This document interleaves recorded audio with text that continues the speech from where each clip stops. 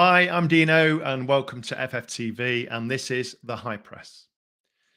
So, got a really important guest with us today. We've got an amazing podcast with a young ragamuffin growing up in the Northeast. We'll go through some very tough times he had in his childhood, and when amazingly, in a 1,000,000,000 chance, he befriended Brian Clough and the Forest team. What followed that is an extraordinary story. I hate reading, but I've read his book and it literally brought me tears of laughter and tears of sadness. It's an incredible story. When I say it's a unique story, it really is. The book's called Be Good, Love Brian, and it made the Times Book of the Year shortlist, the Daily Mail Sports Book of the Year shortlist, and was a finalist in the coveted William Hill Award.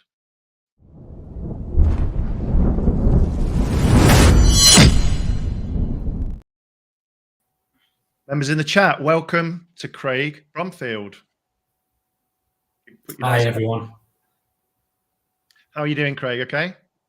I'm all right. You know, I'm just looking at my face. Brian used to have this thing when we were younger where if Elizabeth had been naughty or the kids were angry, he used to send them upstairs and look at a picture of Bob Stokoe or throw darts at it.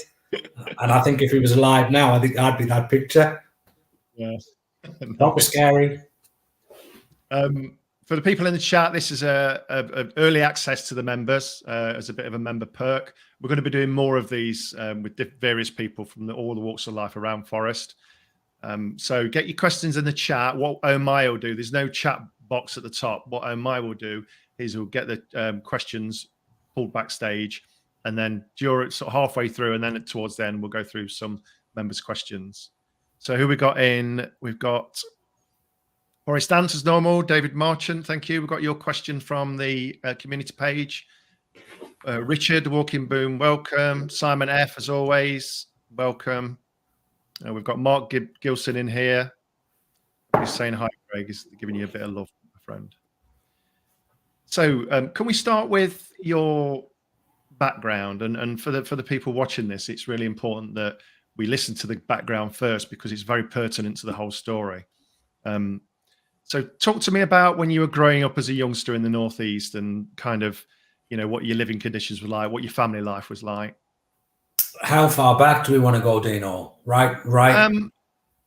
Yeah, probably when your mum was married first time round and your dad and your relationship there, and then obviously from there really, and just your school life and what it was like being up there in terms of your social life, I suppose. So I hardly had one. My mum and dad didn't help because they bought me. I only had one pair of underpants, and they were brown and cream white fronts, so they definitely didn't help. You know, you can imagine the stick I got for that. So the earliest memory I've got is me being maybe just older than 2. My mum and dad were married, but they were going through difficult times, and he ended up smashing a mirror over my mum's head. And I remember just being out in the street crying with the social services coming to get us. So the first memory I've got really is of being taken away from my mum, put in a kid's home aged 2. My older brother was 6. My sister had been 4. She got taken away from us as well because we were in an all boys home. So for 2 years I didn't get to see my sister. My mum had come and visit, but they basically decided between the two of them, mum and dad, that either they didn't want us or they couldn't handle us. So in a kid's home from 2 till round about 4, and we had 6 months back. Then we were back in a kid's home again from like 4.5 to 6.5, back in a kid's home from 7 till 9. Lived well below the poverty line, lived in like some of the roughest areas in Sunderland. We lived in the roughest area because we got evicted from the second roughest for not paying our bills. And then my mum made a decision to marry, not the best decision as it turns out, but made a decision to marry a Jamaican Geordie drug dealer. Which is such a thing? Yeah, as you do. I think she met him. He was on It's a Knockout. I don't know if you remember It's a Knockout. I do. Yeah. And he always used to tell us about it when we were growing up, and we thought, bloody hell, that's like really cool. Found out later on it was only the heats. He didn't make it to the actual television. He was on the radio or something. So he was like a proper larger than life character, muscle bound, curly jet black hair, obviously, dark skin, black. And the racism up in Sunderland at that point was really, really bad. Of course. He brought with him one kid from his previous marriage, who ended up obviously being our stepbrother Aaron, and he was mixed race. And that just led to 5, 6, 7 years of absolute just abuse, bullying. I'd get beaten up pretty much every day going to school just because my brother was mixed race and my dad was black. And even some of the teachers at school, it got to this stage where I just didn't want to go to school anymore because one of the teachers would make a smart ass comment. So for a really intelligent kid, it was difficult because I'd say I probably spent, no exaggeration, 60, 70%. Once I got past the first year of comp, 67, 70% of my time I didn't go to school.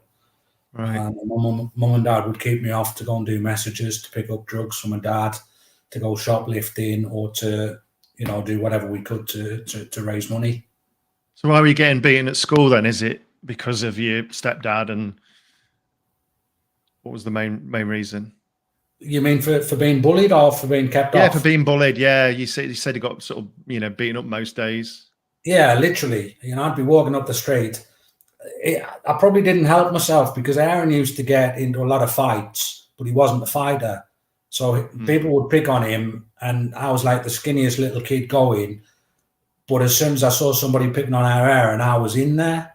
And what usually happened, was he buggered off and ran away and left me to take a kicking. Yeah, so I've actually been there when my friends just disappeared.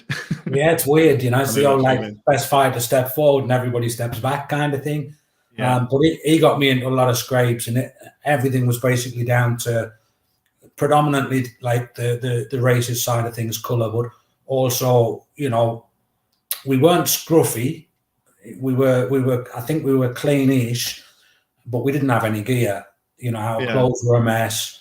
I had one pair of trousers, one shirt that I had to wear to school and outside, one pair of shoes. My dad used to cut my hair.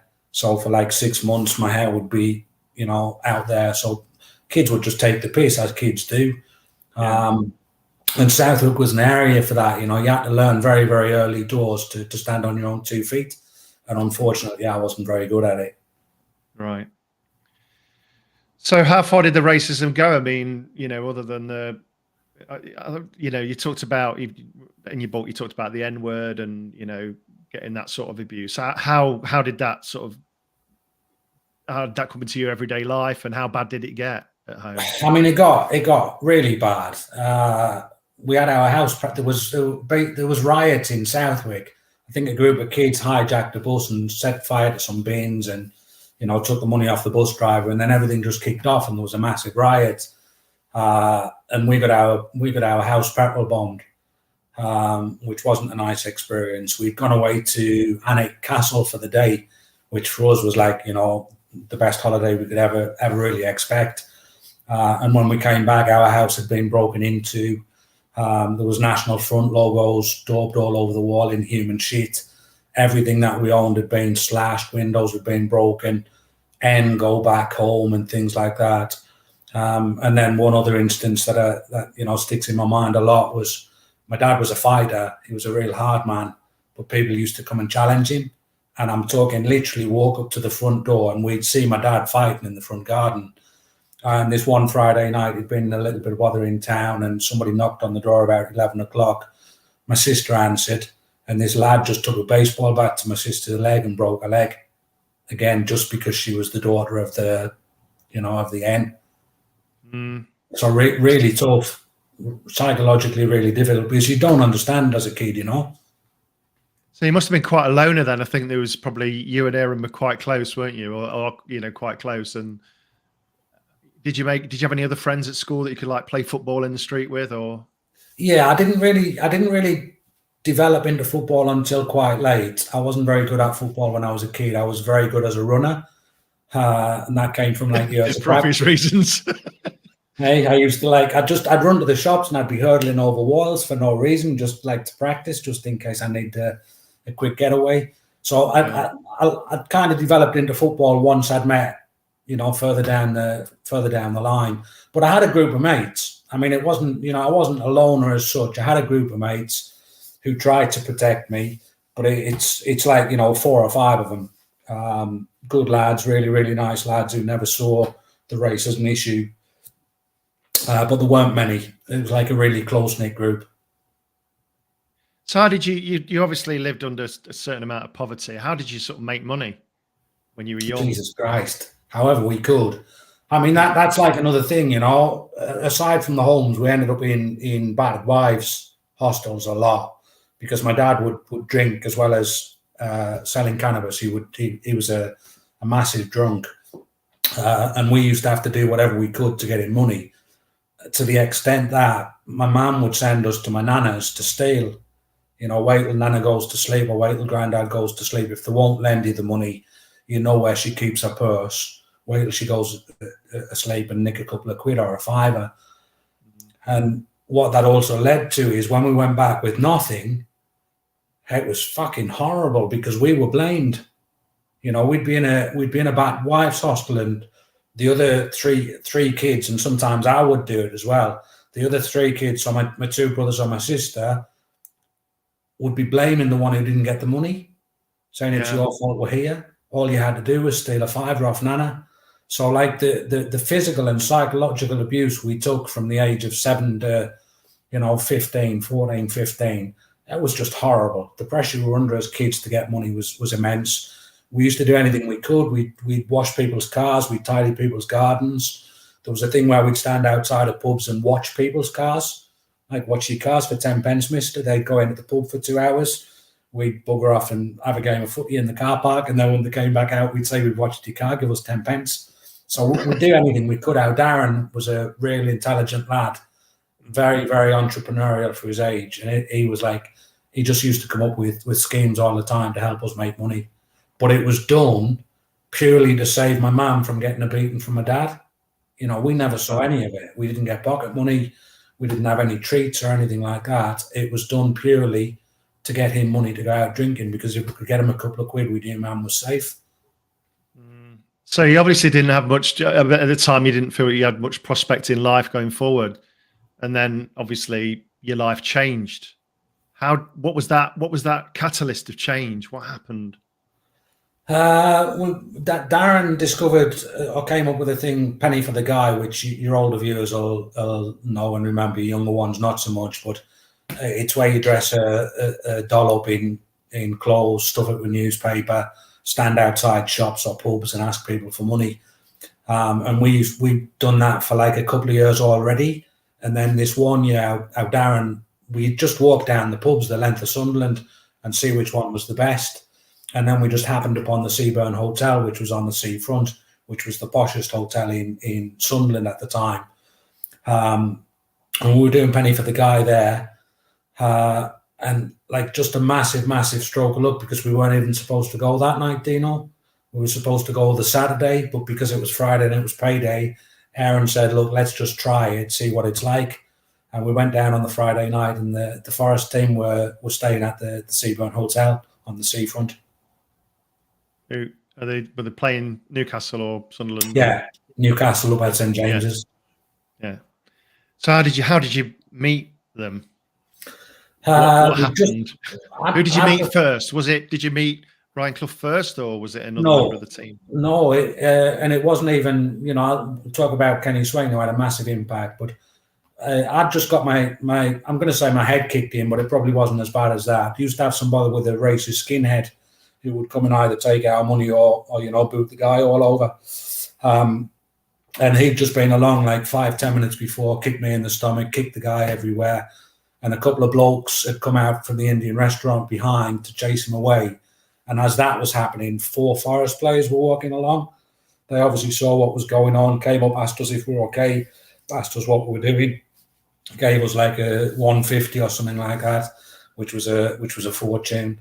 And said, look, don't stay out too late because you'll be bothered by the drunks. So I think the first group, it would have been Chrissy Fairclough was definitely in it. Bryn Gunn was there. Peter Davenport.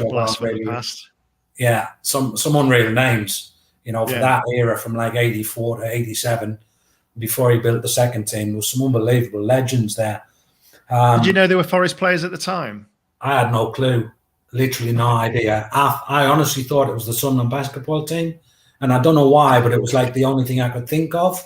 You know, the only team I could think of. I had no real interest in football. And now Aaron turned around and said to me, "Look, they've got some kind of cauliflower on the top. It's not the Sunderland basketball team." You know what I mean? And it turned out it was the tree. Oh my God! I hope there's no Derby fans watching this, because they're going to start with the cauliflower jokes now. So, okay, so I mean, they essentially save you and give you a bit of money, and that was quite a nice moment for you. But then, was there any further meeting with them, or did you stalk them, or it gets better and better. We decided at that point we only had one guy between us, Dino.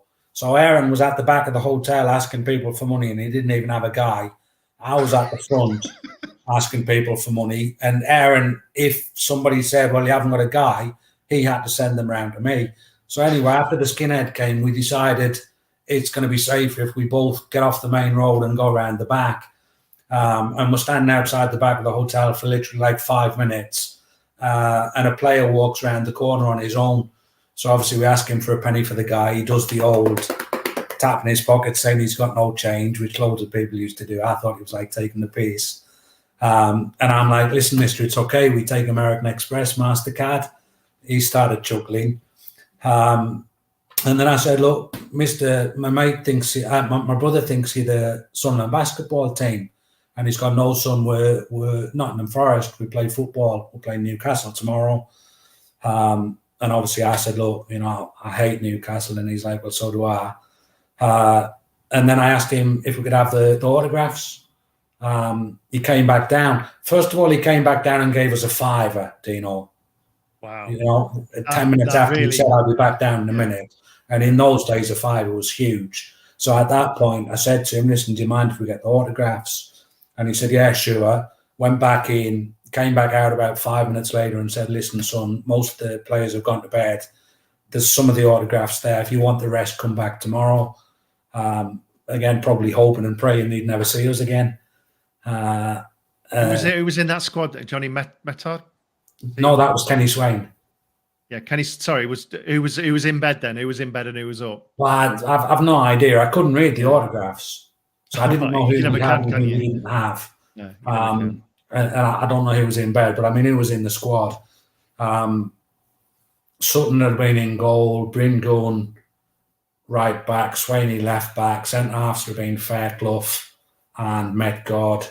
Midfield, Hodge, Trevor Christie, I think, Steve Wigley, up front Davenport. I don't think Birtles was there at the time. I think Birtles had gone, but that kind of group. It's amazing. So when did you first meet Brian Clough then? Because obviously you've been a little bit exposed to the Forest team now. I mean, how does a couple of ragamuffins from the northeast meet, then sort of get into the Forest family, if you like, on a regular basis? How does that even work? So Swaney had told us to be there for 10 o'clock in the morning, and we were on the beach for 7:30 waiting for them. And I think about 8:30, 9:30, we just Aaron went swimming, which is absolutely nuts because it's October. Aaron went swimming, and I used to think I was northeast. Yeah, bloody hell, you know, absolutely mental. Just literally everything off down to his pants and in. And I used to practice. At that point, I was an absolute in my head. I was a certainty to do the 800 and 1500 double up at the Olympics. So I was practicing running along the beach with Chariots of Fire going in my head. And I just see how Aaron waving at the top of the steps, and he shouts me back, and I'm hoping he's found something. And I walk up to him, I say, "Look, what's up?" And he says, "Look at that man like walking there." And I'm like, "Right." And he's gone, "That's Brian Clough." And I'm like, "Who?" And he said, "It's Brian Clough. He's like this really, really famous football manager. He's on the telly every week. He's in the newspapers. He's like really, really famous. Go and say hello to him, but he shouts a lot." And I'm like, bloody hell, okay, fair enough. So I was like, what was I? I was 11. And I just walked up to him like, you know, nice as ninepence.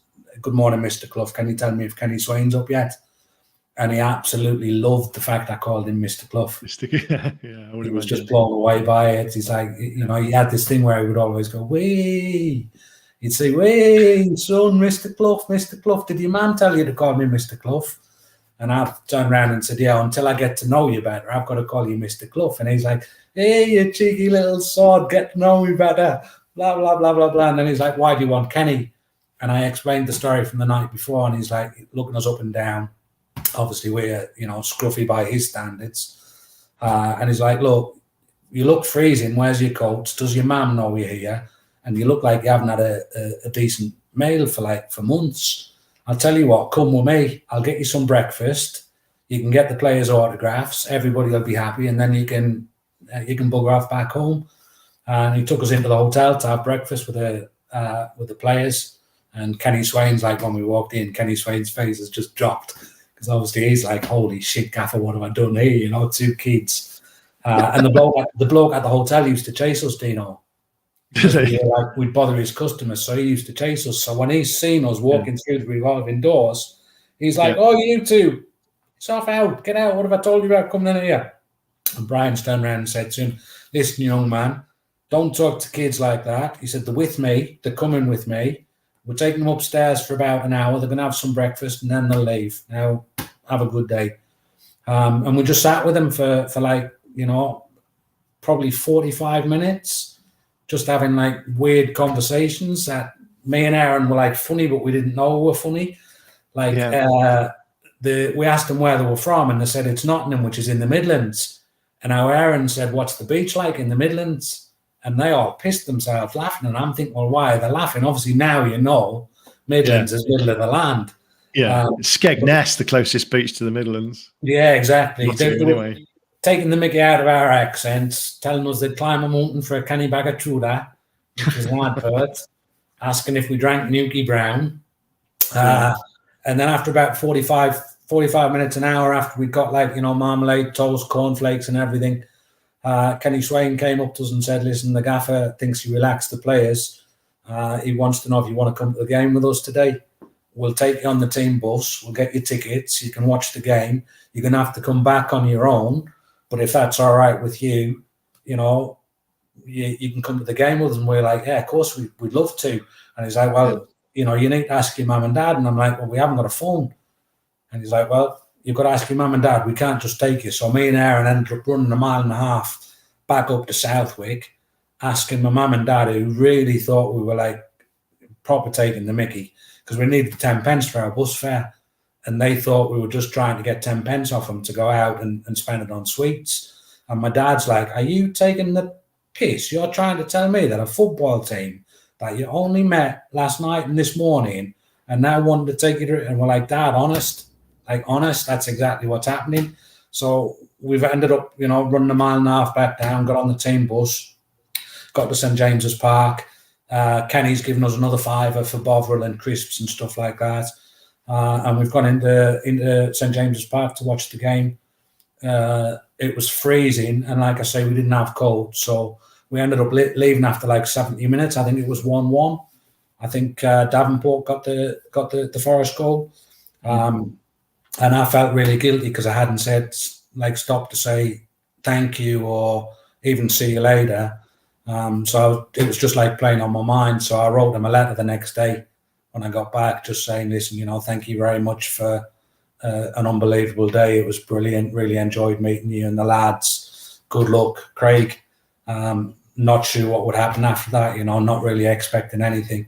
And about 4 or 5 days later, there's a letter popped back through the front door. Our postman's Bob. We know him really well, and he's like running up to us saying, lads, I've got something for you." And it's a big brown envelope with a Forest crest on the front.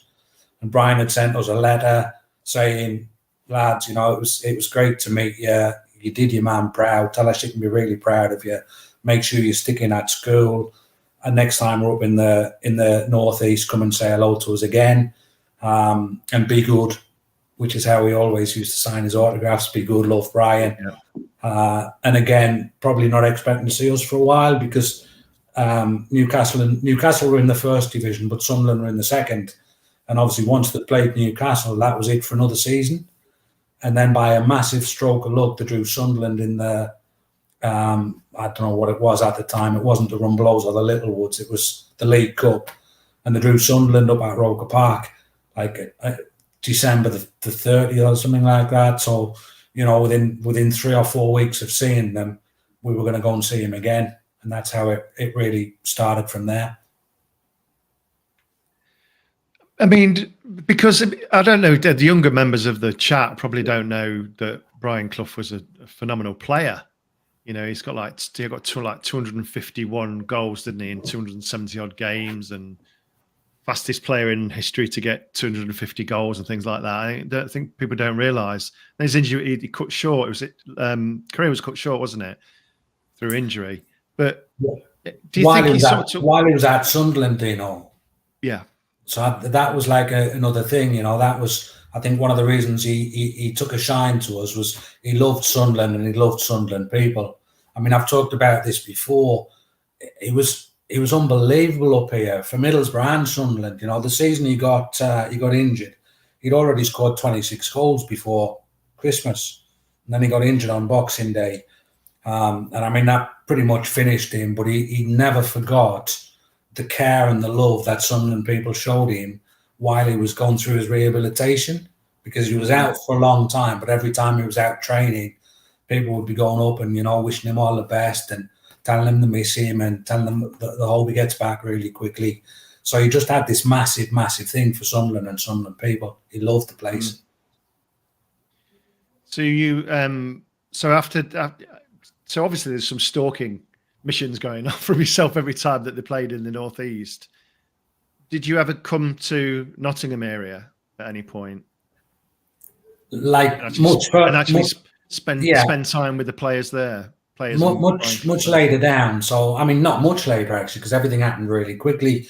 But we'd been to probably 4 or 5 games up in the Northeast already, you know, and they weren't always like, I don't know if they always expected us to turn up, but they're always really happy to see us when we were there. It's like, bloody hell, you know, you two again, we can't get rid of you.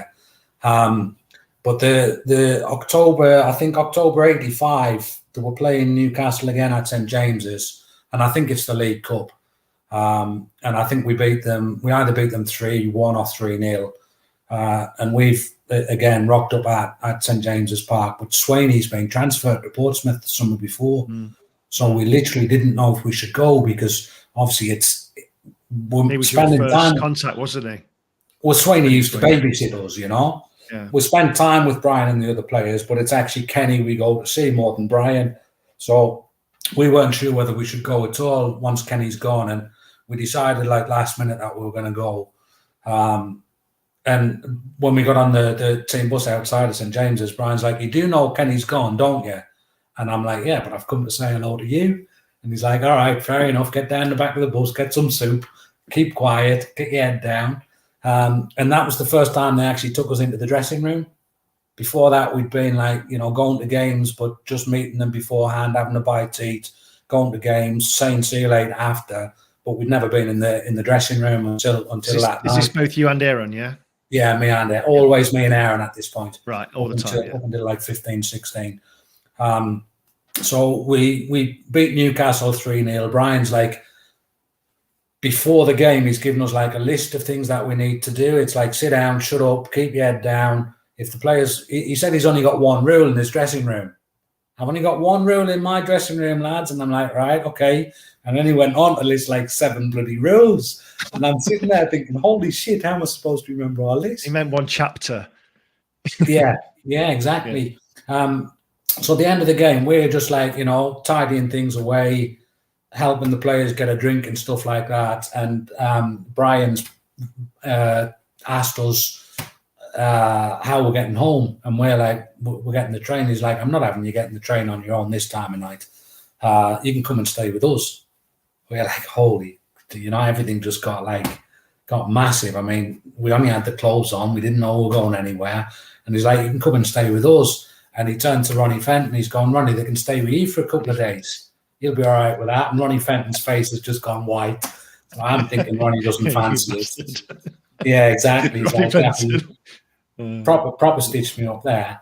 And then he's ended up getting Jim McAnally, Scottish fullback, Yeah. to ring our neighbours and to ask my mum's permission that we go down to Nottingham for a few days. And he's like, all right, just tell her, they're coming down for a few days. We'll look after them. And he's like, hey, son, tell her not to worry. It's Brian Clough who's asking. So Jim McAnally's like made the phone call. He's like, what the hell do I say to your mum? Your mum's never going to go for this. And of course, as soon as my mum heard it was Brian Clough who was invited, but she's like, fine, yeah, get yourselves away. I had no idea how long we're going down for, really where we were going, when we were coming back or anything, but she's like, yeah, get yourselves away, lads, don't worry about it.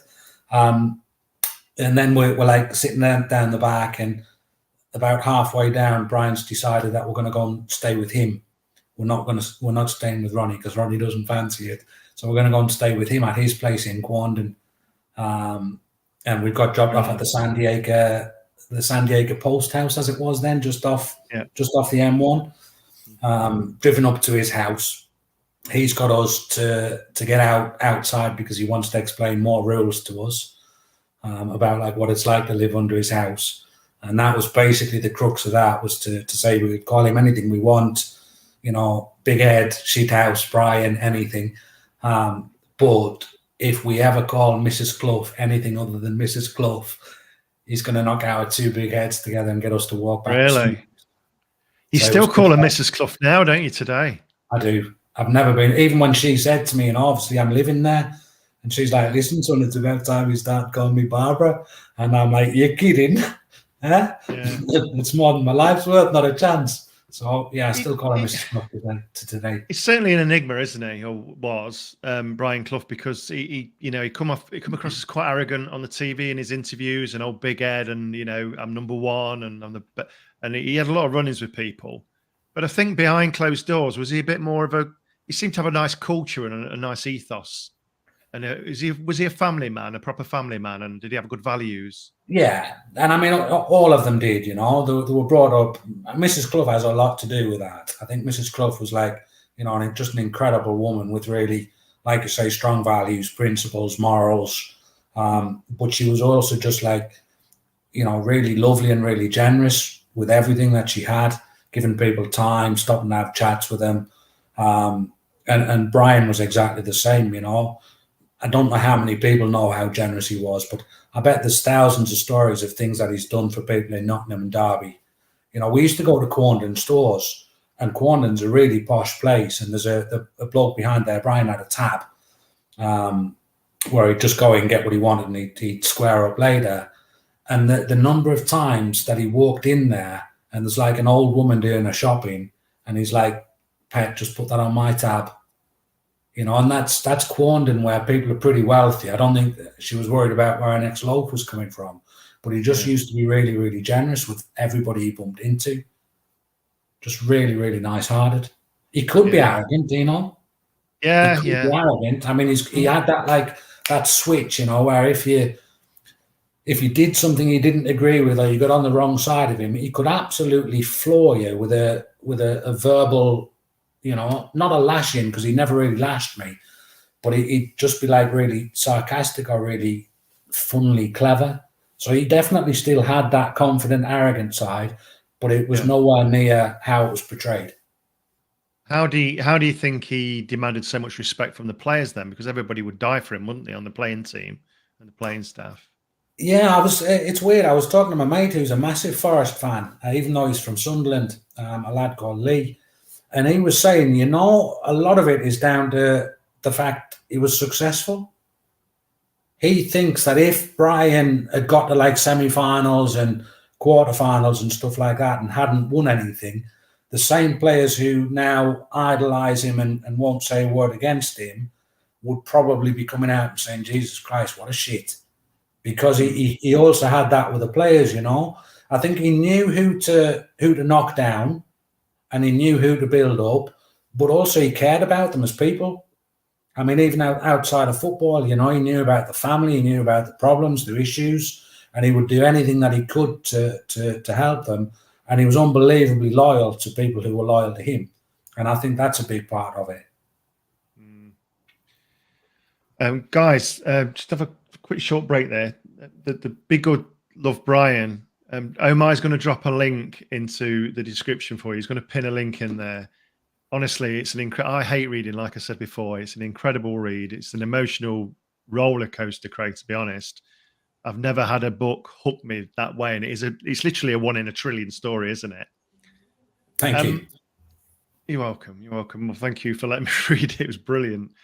What about so you kind of strangely randomly met Kenny Swain after you were getting a kick in, and eventually you just got closer and closer to the Clough family and the club. How close did you actually get with the club first? And then we'll talk about the Clough family.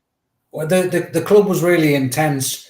We haven't talked yet about when I moved down with them, but let's talk about just before that. So before that, it was on the periphery, but it was still on the first team bus, traveling to games with him. It was staying in the hotel overnight with him.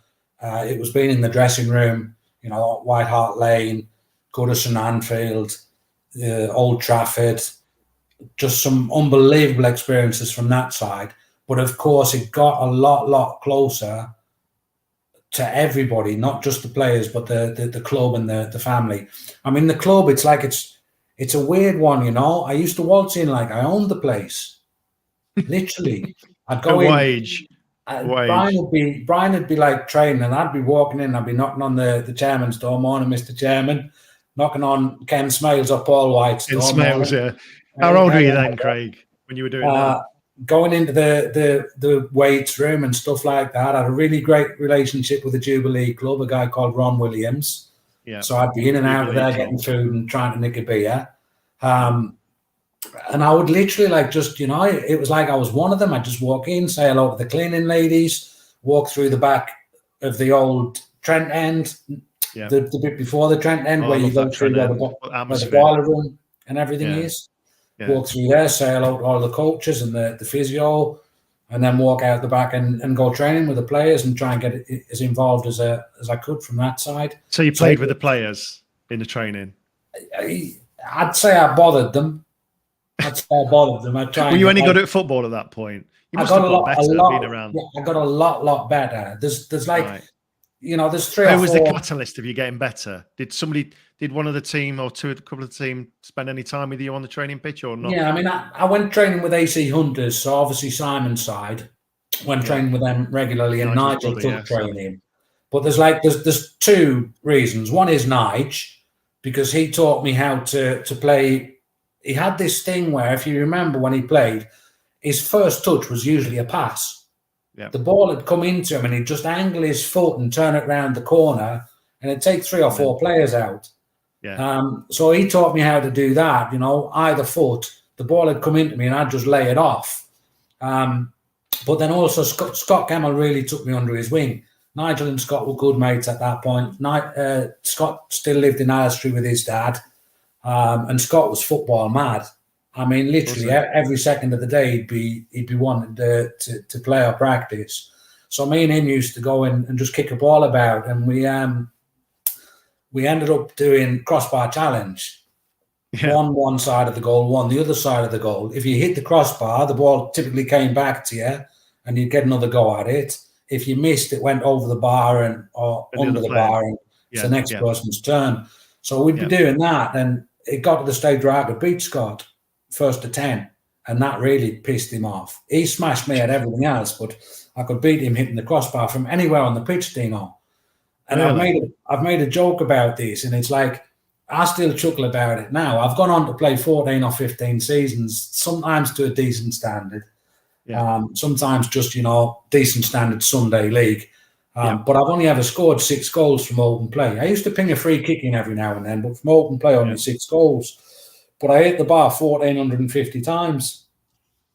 And I'm like, if it wasn't for Scott teaching me how to hit the bar, I'd have had a better scoring record than Pele. He could have made it professional, mate. I'd have been like, there'd be like posters of me up all over the world. Oh my God, Scott Gemmell. I also saw his dad play as well. That's how old I am, Archie. His dad was like, it's difficult because I really liked his dad and I respected him, but Jesus Christ, he could be a nasty bugger. Yeah, really. I mean, he was the one out of them all who could really, you know, and just for no reason, his face would just go and he'd snarl and boom, he'd just lay into you. So I never really knew how to gauge Archie, and I never really worked out whether he liked me or he saw me as a bit of a little shit. Right. He always had that face, though, didn't he? Just he didn't like anybody. I think it's like hang on a second. Scottish. I was going to say I should ask if there's any Scottish fans in before I say this. Yeah, no, it's too late. It's out there. You know, there's an aggressive nature, especially from that era. Obviously, he's not massive; he's small, and he had that really, like, you know, chip on his shoulder, but turned it into a massive positive. I mean, what a player! Yeah. So okay, so you're training with the team randomly from this meeting, you know, when you were a boy.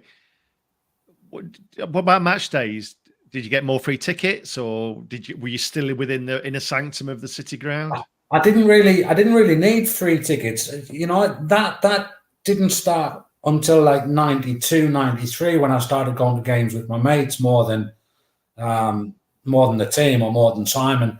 A lot of games I went with Simon, and Simon's like I'm going to say it now. He's chief scout at Mansfield. Back then, he was a brilliant judge of a player. So he's like, just for the chat, Simon is one of Brian's sons. Simon's Brian's eldest. Brian's eldest son. So there's Simon, Nigel, and Elizabeth. Yeah. But for 2 seasons, home games, like I say, I own the place. You know, I'm waltzing in like just maybe like the cat that's got the cream. Away games, I'd either go down on the day before if they travelled on the day before and stay in the hotel with them, or I'd travel down on the same day. But it would always be on the first team coach, always be in the dressing room, always be on the pitch. There's like 3 or 4 YouTube videos that it's a shame I've never really linked them. But there's pictures of me remember, you know, the League Cup where we've done Spurs 2-1 and Keeney's got the bullet header. Yeah. Elton Wellesby's done like match of the day live or whatever it is. And in the build up to the game, you see me, Roy Keane, and another player walking onto the pitch and walking back off the pitch. And of course, because of like how close I was, but also because of the things Nigel gave me and sometimes one of the other players gave me, I'm in kit. I'm in, like, you know, first team tracksuit. Even the apprentices didn't get a first team tracksuit. If you remember, the first team tracksuit used to have the Umbro on the back. Yeah. Badge. And the others didn't. So the others were like just, you know, like you could buy in the shop. You're the elite. And I'd be walking around Nottingham in a first team tracksuit when I was like 16, 17, giving it absolute big licks, telling everybody I was going to be the next big thing. So when you're kicking around in the dressing room on match days and like the dugout and things like that, what do the other opposing managers think of you? I don't know. Think we've not scouted this guy. Who's this guy? Yeah.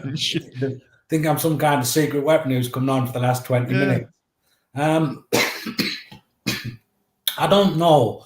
It got to a stage where for me it was pretty weird because, like, underneath everything, I was a massive fan. I mean, I loved the players, I loved the game, but I was just a fan. I wasn't one of the players who was like removed from it because they're playing. But I wasn't allowed to be a fan because when you're sitting in the dugout, you know, and you score, you can't go nuts celebrating. It didn't happen back then. And there were literally times where I've said before, when we scored at Anfield, I wanted to get out, run along the track and start flicking Kenny Dalglish to V's. Yeah, you Scottish bastard, have that. And Brian used to have to get me to calm down. Yeah. He'd like say to me, son, you know, just if we scored or something, I'd be going nuts in the back corner. And he ended up like saying to me, Jesus Christ, would you just like shut up, calm down? I've got a job to do here. And I've said this before. I don't know, like I would imagine John Sumter, who's the ex-club photographer, he'll probably have a lot of photographs. So for the first like 12 or 15 games, I'm sitting next to Brian. If you remember when he took Nigel and Simon to games when he was at Brighton, and there's that clip of them all sitting in the dugout. First 15 games, I'm sitting next to him. And then he twigged down, which I talked during the game. And he kept moving me like one further away and one further away. And by the end of it, I'm stuck in the corner with like as far away as I sits could the furthest possibly away be. from Cooper now. I'll have to have a look at that. But He's you the were the one who talkative told- one that they have to move down the bench. On the bench. Just Oh my God, you were the unreal. bench. I mean, you know, you can imagine for a normal kid from the background that I had to get into dressing rooms at, like I say, you know, every club up and down the land, to be on the pitch with the players as they walk out. I'd occasionally go out during warm up, but very, very rarely. Normally, I'd just like sit down and let the players have the warm up, and I'd be back in the dressing room. But half-time team talks, full-time team talks, things like that, you know, to sit and watch those. And that was the point where I was quiet, because it's not, you know, it's not my place to say anything. And some of the things, like just quiet little things that are not, people always ask why he was such a genius. It's just a sentence. And it's like a common sense sentence, but it's the way he says it, it's who he says it to, and then it's the effect on the player themselves. I remember being away at QPR, and Gary Parker's playing. I think he's playing central midfield for us rather than the right hand side. And the England squad's about to be announced, and they're talking about recalling Ray Wilkins. And Brian's like, you know, all respect to Ray Wilkins, was a great player, but he's called the crab for a reason. He just literally used to get the ball and give it, you know, left or right, and blah, blah, blah, blah, blah. And Brian's just turned around to Parks before the game. He said, I'll tell you what, Parks, all this talk about bringing Ray Wilkins back, he said, son, I'd have you every day of the week and twice on Sunday ahead of him in that squad. Now go out and show me why. And you literally saw Gary Parks had a big chest anyway, as well as a big nose. I mean, he was like, you know, the way he could run. But you literally saw his chest just fill out, and he grew. He grew an inch, and I saw that like 6, 7, 8 players where he would say something to them, and they would just like, you know, they would just lift. And we're not talking about superstars here, Dino. I mean, you look at the signings he made, you know. What was it? Webby cost us 400 grand. Piercy 375. Ian Butterworth was more expensive than Piercy. Lawsey 275. Tommy Gaynor 25 grand. Ricey 175 grand. You know. Yeah. Parks I think was 400 grand. So up until the point where he signed that season, where he signed Sheringham, Kingsley Black, and Carl Tyler, I think his most expensive signing was 400 grand. He's got a track record. He's had a track record for it, though, didn't he? Even back to the cup, you know, the European Cup winning and the league winning side. You know, it was just like a bunch of random people just pulled together. You know, your Larry Lloyds, your Kenny Burns, your Gary Birtles. Was it Robbo, Eaton, obviously? Correct. Yeah, correct me if I'm wrong about that, chat. I mean, he's incredible motivator, and he obviously got a lot out of the team. Well, I want to take a few questions now. There's one that's popped up here. Oh, Mike, you prepare some questions for me, please. I've just going to drop David Marchant. Thanks, David, for the question. What was Clough's go-to breakfast item? Hope it wasn't a bowl of shredded wheat. It wasn't shredded wheat. It was bacon sarnies. He used to make the most unbelievably delicious bacon sandwiches ever. He did, or Mrs. Clough? He did. No, he loved being in the kitchen. He was brilliant. He'd like, it was also his way of relaxing. You know, Sunday, if we didn't go out to the Xingdu, which is the Chinese restaurant, he would cook a Sunday dinner. And he'd cook for like 6, 7, or 8, and he'd just shut the door, have a tea towel over his back, and if anybody walked in and disturbed him, he'd tell them to piss off out. So the bacon sandwiches, he used to heat, they had a beautiful Aga, and he'd heat the bread beforehand, like a wholemeal bread, lashings of butter. The bacon was just like unbelievably crispy, but then we've all had that bacon sandwich where there's just the right amount of tomato sauce and melted butter, and he used to get it, he'd have it spot on. I've said to people before, if he wasn't a football manager, he could open a cafe. Bacon sandwich. Thanks for that question, David. I'm just going to Mark. I became a Forest fan in 1975. Mark Gilson, because my dad, we loved it when we would salute the train. When he would salute the Trent End, I used to love that too. He brought me so much happiness as a child and into an adulthood. Was he happy? Would you say? through the period that you knew him? Would you say he's a happy individual? Because we obviously late in his later years, we saw it, his health decline, but was he generally happy? He had a couple of down spells, that's for sure. I think there was a point where he had to loan the club 56 grand of his own money because they were close to going bust, and he had to stave off the tax man. The other thing that used to frustrate him was in Ken Smale's office, which was later Paul White's office, there used to be like an electronic turnstile counter. Yeah. And he'd go in there half an hour before the game, and we're playing Liverpool, and there's only 14,000 in. And we'd just beaten Aston Villa 6-2. We've beaten Chelsea 7-1. We beat Norwich 6-2, I think, away from home, or 5-2 away from home. And he's like, bloody hell, what do I have to do to fill the ground?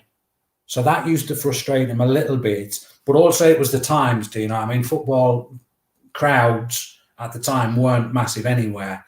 Yeah. But then he had like a second spell where and for me, that this was like the most beautiful thing to see him in his pomp, because I didn't see the European team and I didn't know what he was like. But 87, 88, 89, when that young crop came through, Jesus Christ, he had such a spring in his step. I mean, he was bouncing into work. He'd get into work like earlier than anybody else. He'd stay longer than anybody else. Even though he wasn't always on the training ground, he just loved it because there was so many good young players coming through, you know. Gary Charles, Terry Wilson, Lee Glover, who doesn't get the credit he deserves, Lee Glover. He played in some big, big games for us, Glover, and was brilliant. Chattel, you know. Glover was he had a big chest as well. He was broad here, wasn't he, Glover? Yeah. Then he kind of tapered down. I remember Lee Glover. Little bit like Nige in terms of he used to play with his back to goal and used to let people kick the shit out of him. He'd hold the ball up.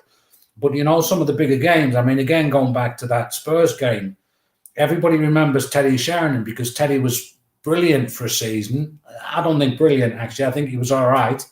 But in that game, it was Glover who won us the game. Teddy was awful and Glover was absolutely superb, and Glove gets us to Wembley. You know, the West Ham semi-final, Glove plays and is absolutely brilliant at Villa Park, where we do West Ham 4-0. So there's some big games that Glove's turned up for. But I mean, just in general, you know, and then it went to another level when he signed Keeney. I've never seen anything like it in terms of the energy coming from a player given to a manager, because he knew he'd found someone absolutely special, and he just again wasn't that like a 20 grand deal from Cove Ramblers or something? It was something like that, yeah, 25, 26 grand and some tracksuits or something. Nuts. Yeah, I remember I was there for his first game, Keeney. What a perfect Liverpool away. Player he's become. Huh? No, his first home game I was at. I can't remember that because I know Liverpool away. Then we played. I remember. It was quite quick after he joined, from what I remember. Sorry? It was quite quick after he joined. I don't think there was I mean, again, long period. Made his debut within like 4 or 5 weeks, then played. And again, Brian was like adamant. As soon as he saw him make his debut at Liverpool, he's like, right, he's in the side for Coventry on Saturday. And I think Kinney probably played the next 6 or 7. Then he took him out just because it was like, you know, you get through your first few games on adrenaline. But Keane was just, Jesus Christ, just incredible. We'll talk more about Keane, but I've just got, I need to put this comment up here. We've got some creative people in our chat. You realise that? That's your next book. It's your next book idea, Clough's Secret Recipes. The coconut curry that he used to make is to die for, and I know that sounds weird. Clough's Special Bacon is the first one. So you've got 2. There you go. Stone the third. Brilliant. He's very, very creative. Right, staying on Keno then. I mean, what was he like to be around? Because he seems quite outwardly aggressive, assertive. Was he like that behind the scenes? I wouldn't really say aggressive. I mean, I don't think he's probably grown that side of it more as he's got older, you know, where he realizes the type of things he can do and who he is and that kind of thing. But he was never quiet, but he wasn't like, you know, I think it probably like took 18 months. I've read stories about him going to Black Orchid and being a little bit of a big head and things like that. I didn't see it. I really didn't see it. You know, he walked in, I think he came across for a trial. He's staying at the digs at Collick Road, and I'm at that point, I'm on the other side of Collick Road where the two pro houses are. So I'm living with Sean Dyche, Craig Boardman, Mick Danzy, and Jock McLaughlin. And Kenny's on the other side with the young kids, and we all used to go to Barker Snooker up on Barkergate. And we'd gone up to play snooker, and Roy had to leave early because he had a meeting with the club, and he honestly thought they were sending him home. He didn't think he'd done enough. And he played against Sutton. I think he came on for like 20 minutes against Sutton away, and we were 2-0 down. And again, it's like people think it's hyperbole, but it's not. I've never seen anybody get hold of a game at 18, he was, probably even 17 still, get hold of a game by the scruff of the neck, ran his absolute balls off, threw challenges in everywhere, ended up drawing 2-2. Anyway, Keeney thinks he's getting sent home. So we've all come back from Barker's. I get out of the taxi at the bottom of Collick Road, and you just see Roy literally bouncing down the street. Literally bouncing. Lads, you're not going to believe it. They give me a 3-year deal. Just absolutely, you know. So probably one of the first people to know Keeney had got the contract. He's just sensational. An absolute warrior. Yeah. So, I mean, I want to go back to sort of Brian Clough and you living there, but just before we do, you know, people like who did you like in the changing room, and who did you dislike, if you're happy to say? I mean, who are the people that you really took to? Because we only ever see the outward TV. You know, we don't see much else. We don't get behind the scenes like you do. I didn't really dislike anybody. I've said again in a few other places, the banter in the dressing room could be brutal. And I used to be on the end of it at times because I had glasses, I had big teeth, big hair. So there'd be the odd specky twat. The biggest issue I ever had, and I like him as a bloke, by the way, you know, I don't know him now, but I'm like, you know, I see who he is. But the biggest issue I ever had was with Nigel Jemson, who used to sheep bar me onto the bus. And he'd say, as the gaffer dressed me up like a sheep tonight because he was bum boy. And fucking, that was destroying, absolutely destroying, because Nigel had pulled me to one side when I first started going to games on the team bus. He pulled me to one side and said, listen, you know, there's a rule when you're on the bus, because the players would be at the back and I'd be at the back with them, then the management down at the front. And Nigel pulled me to one side and said, whatever happens on the back of this bus, whatever gets said, whoever says it, whoever it's about, even if it's about you, it does not get back to my old man. This is like our area, stuff like that. So it stays on the... Yeah, literally. Like, you know, on the bus. Interesting. So there were times where I would say it was bordering on bullying. But obviously, as you get older, you realise it's not bullying. It's just piss-taking banter. But it went a little bit too far with Gemmo. Right. Players who are liked and idolised, I mean, there's too many of them. I got on really well with Harry Hodge. Got on really well with Francie Carr. Absolutely loved Steve Chattle. Steve Chattle was just, you know, such a great bloke. Always. He was a Nottingham lad, wasn't he? He was just a superb Bulwell boy. He used to say the shit blue bricks in Bulwell. But just a really nice lad. Then obviously, you know, there's like a few quiet ones who you can probably imagine. Nigel was pretty quiet. Scott Gemmell was pretty quiet. Franzie himself and Harry were quiet. And then you've got the real characters. You've got the absolute real characters. And it's not going to be a surprise when you find out who they are. Piercy was an absolute legend. I mean, he was just funny. He was sharp. He was funny. He was sarcastic. He was everything you can imagine him being a leader. And it was really... He was the leader, you know, his boss. Des was a great character. Got on really well with Des. Des could knock out a brilliant line in. I'm never sure whether they were knockoffs or not, but he used to be the one who'd sell the watches on the back of the bus. And he'd sell anything. I remember one time they've come on and Des is selling some designer tracksuits. And for people of this area that might remember, Gary Charles used to pull his tracksuits so high up, it'd be like, you can almost, you know, you can see his dinner. And Charlie's walked on, and Camel-toed. Desi's gone, "Hey, Gaz, what size chest are you? I've got a hell of a pair of tracky bottoms." He's just like, Jesus Christ. So Des was a great character. And, you know, this is like a nice thing. I met Des a couple of years ago on Central Avenue, just bumped into him. I haven't seen him for like, 25, 30 years. And I swear to God, he moved faster than he used to do in defence just to come across. Oh, it was so quick. I mean, the song "You'll Never Beat Des Walker." I mean, it used to ring incredible out. Player. Him and Piercy, and outside of Nigel, I just love him and Piercy were just absolute, just legends. And then the flip side of that is Webby.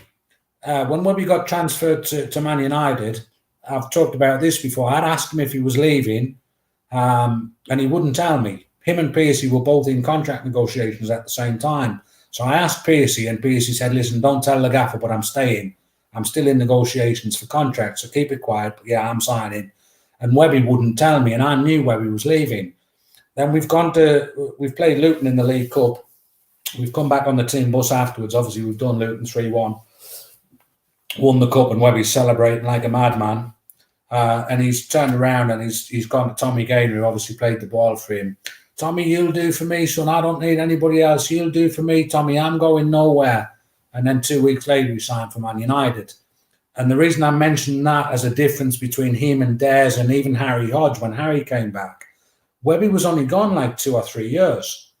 And when he came back and re-signed, I walked up to him to say hello, and he didn't even fucking recognise me. And I'd spent like, you know, a season and a half going to games with him on the bus and everything. And he's like, either he didn't recognise me or, you know, he didn't want to recognise me. But I just thought that's like the difference in He looks very different now. I've seen a picture of him recently, Webby. He looks very different now. Is he as chunky as he used to be? No, he looks poorly, to be honest.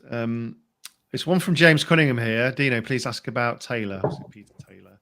That's obviously the dynamic duo.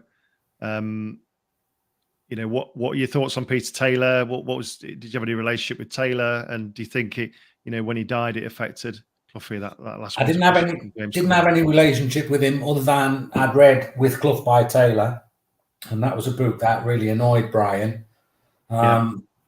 First of all, I don't think he knew he was writing it, but obviously, secondly, Taylor made a lot of money out of it and didn't mention anything to Brian. Then obviously there's the Robbo signing. So I didn't know Taylor, but I have to say, based on like, you know, the feeling from Brian, I didn't like him, which is just wrong.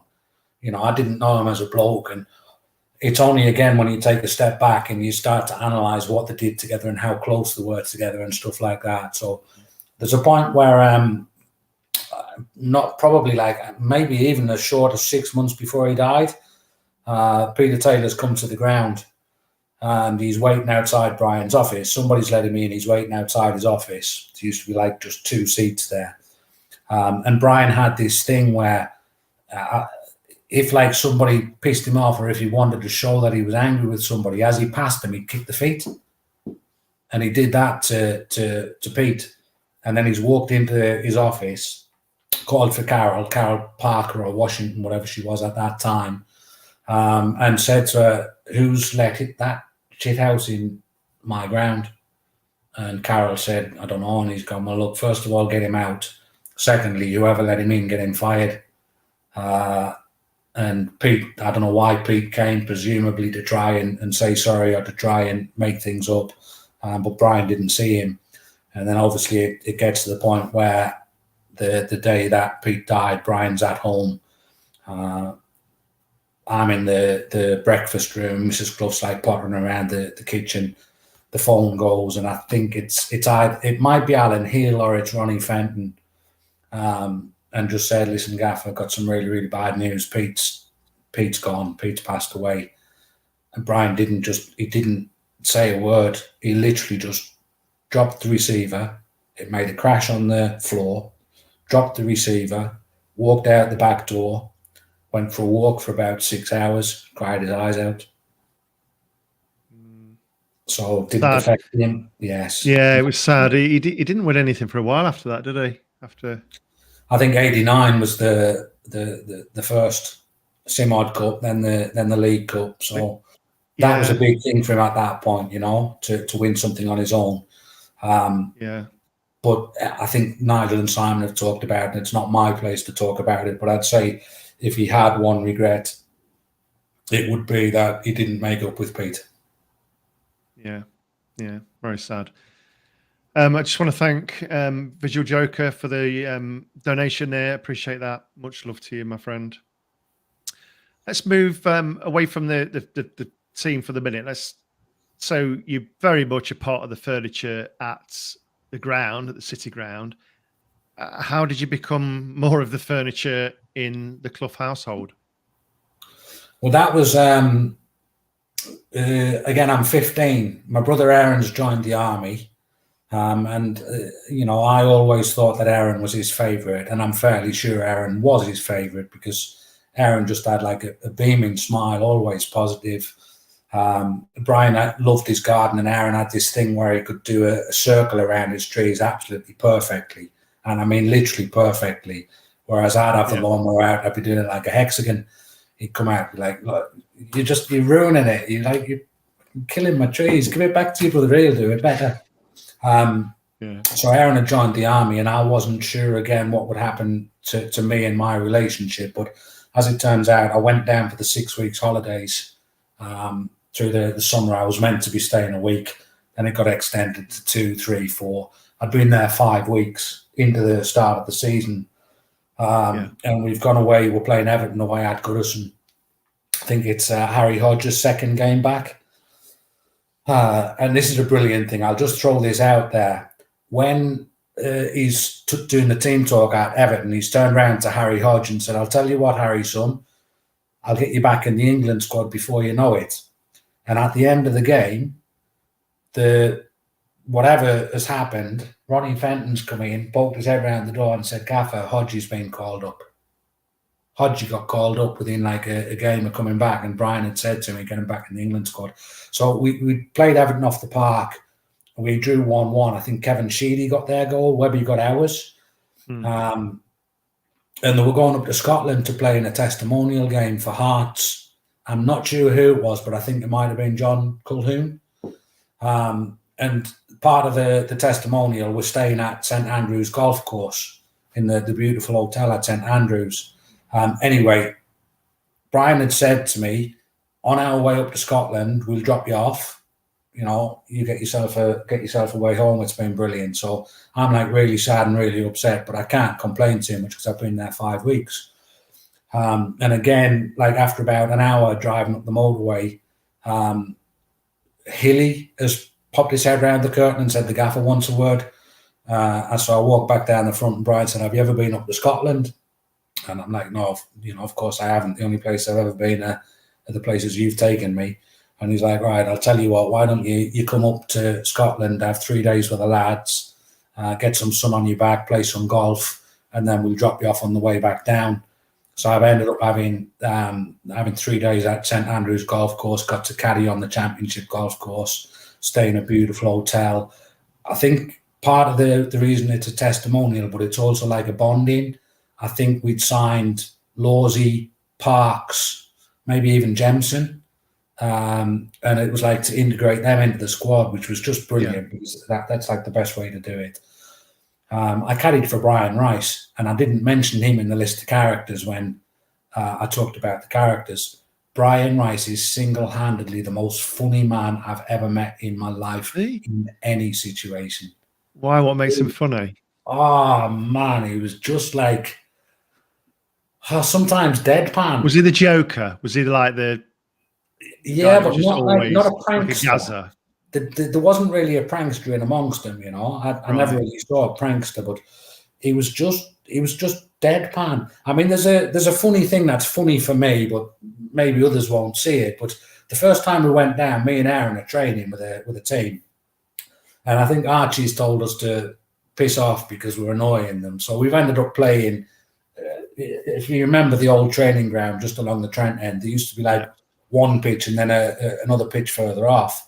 So we ended up playing full length, 1-on-1, me and Aaron, taking each other on. And Rice has come up, he said, what the hell are you doing? And we're saying we're playing 1-on-1. And he's like, all right. He's like, one of you might want to take your top off so you don't get confused. Playing skins.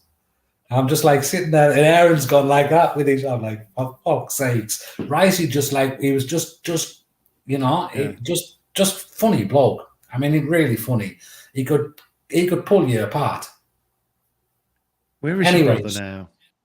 Where is your brother now? Oh. He's dead. How did he die? Can you talk about it, or? Yeah, I mean, yeah. You know, we talk about racism. But he came out of the army. I don't think it was brilliant from in the army. I think he had a core group of mates, but he took a bit of stick in the army as well. Came out of the army, he went to work for British Rail as a station guard. And one night, this just drunk walking along the platform and started abusing our Aaron, calling him a black this and a black that and an N this and an N that. So Aaron's knocked him out and got disciplined, got sacked. And that just sent him on a downward spiral. So he started drinking, went and lived in a one bedroom bedsit. And one night he's on medication. He tried to stop drinking. He's on medication. I think the doctors told him if he has another drink, you know, it's gonna end him.